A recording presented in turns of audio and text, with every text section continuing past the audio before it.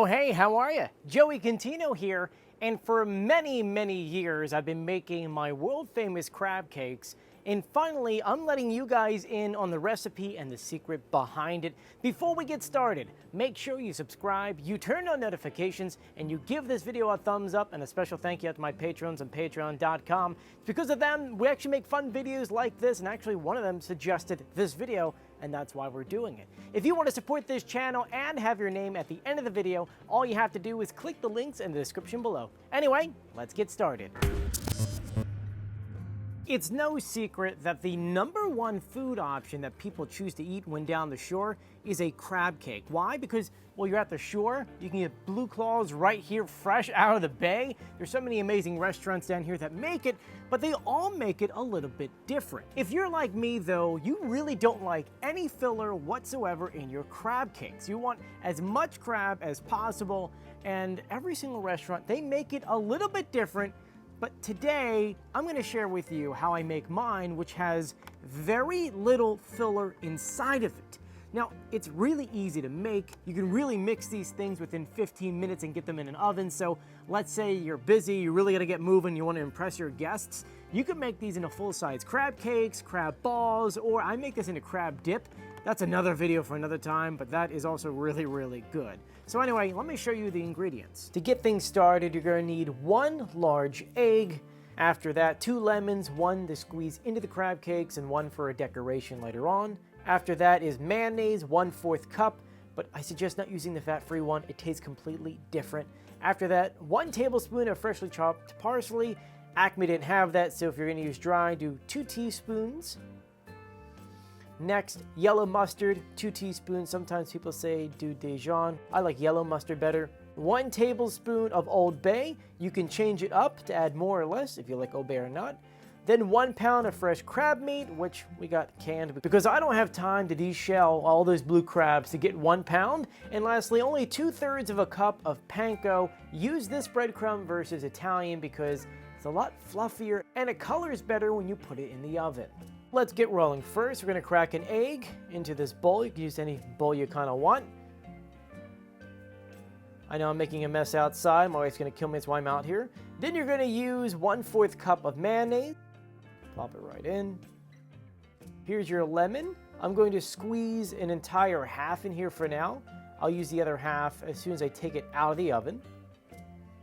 Remember, this is roughly about a teaspoon, but I'm just using a whole half. You can measure it any way you want to measure it. And of course, I've got a seed in there. Had to take it out. Get your 2 teaspoons of parsley. Once again, I suggest going with fresh, but Acme, you didn't help me out here. Add in your mustard. Just like with everything else, do everything to taste. Well, now that you have the egg in there, not a good idea, but still, I added in 2, and then the Old Bay, it just kind of went in there. I had a lot in there. This was over a tablespoon because I know that we love it. Now it's time to mix things up, and honestly, it's simple. Just grab a fork, whisk it together until you get this kind of nice texture. It's kind of yellowy, kind of reddy. It's got the parsley in it. And honestly, you don't want this to be too wet or too dry. If it's too dry, once you add in the panko and the crab meat, it's not going to stay together, and you don't want it too wet because then it's going to just keep flowing out. So this is the consistency you want. Now it's time to add in the panko. Once again, 2/3 of a cup. I didn't have that as a measurement, so I have a half cup here, and then I'm just kind of adding in a little bit and then a little bit more.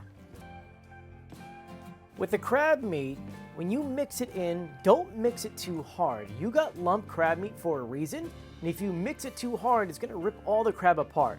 So I'm just going to move it very quickly together, and instead of using a fork, I actually suggest using your hands, mostly because you're not going to rip the crab apart, and you're going to have to use your hands later anyway, so you're better off just mixing it together now, putting it into a form, and then putting it on your plate. This is what it's going to look like once it's done, and it looks plump and beautiful. Now it's time to smush it down into shape.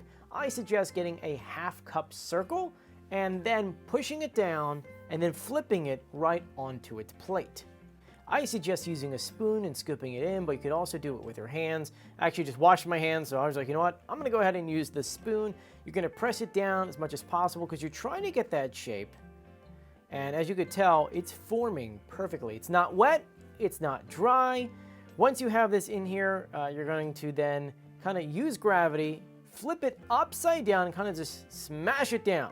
So you tap it like this, or I like to do just hit it on the tray until it comes out. There you go, and you get a perfect circle. Continue doing this for 8 different crab cakes. For this recipe, I'm going with 8. You can do this for 6, which they would be a little bit bigger, but at the end of the day, this is what they look like, and now they're ready for the oven. What do you think, right? I know some of them are a little small in some areas and some of them are bigger because I realized they actually had extra crab meat. But now it's time to go upstairs and put it in the oven. Which, by the way, the sun is setting as I'm making these crab cakes. What an amazing view, right? This is the North Wildwood sunset. It is gorgeous out. Anyway, let's get inside. When it comes to cooking, you're gonna preheat your oven to 450 and you're gonna put them inside for roughly about 12 to 14 minutes. It'll get nice and brown on top. That's when you know they're done. While we're waiting for the oven to preheat, let's look at these crab cakes. Really, the only reason why you need filler is so that it gets some kind of color when you put it in the oven. And oh, look at this. It just preheated right now. So let's get them there. Yeah, this one's like a monster one. This one's so tiny compared to this one.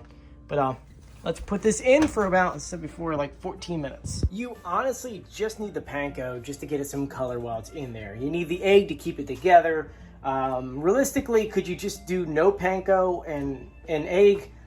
Yeah, but it's not really gonna stick together. You could probably get some like soda crackers, crumble them up and put them in there. But to me, this is the best way of doing it. Anyway, it's pretty much 8 o'clock now, so 14 minutes, take them out and see how they look. We are 12 minutes into it, so let's take a look. It's kind of hard doing this one-handed, but yeah, they look good so far. I'm gonna keep them in another few minutes. And if you want that perfect brown on top, I would put it on broil for just like 3-4 minutes, which I just did right now. Just put it on, and this light doesn't really work too well, but you can see it's starting to get a little brown. Woo! Jules gonna pull them out for us. It should be nice and brown on top. Woo, look at that. You'll need 2 hands. Woo! That looks good enough to eat.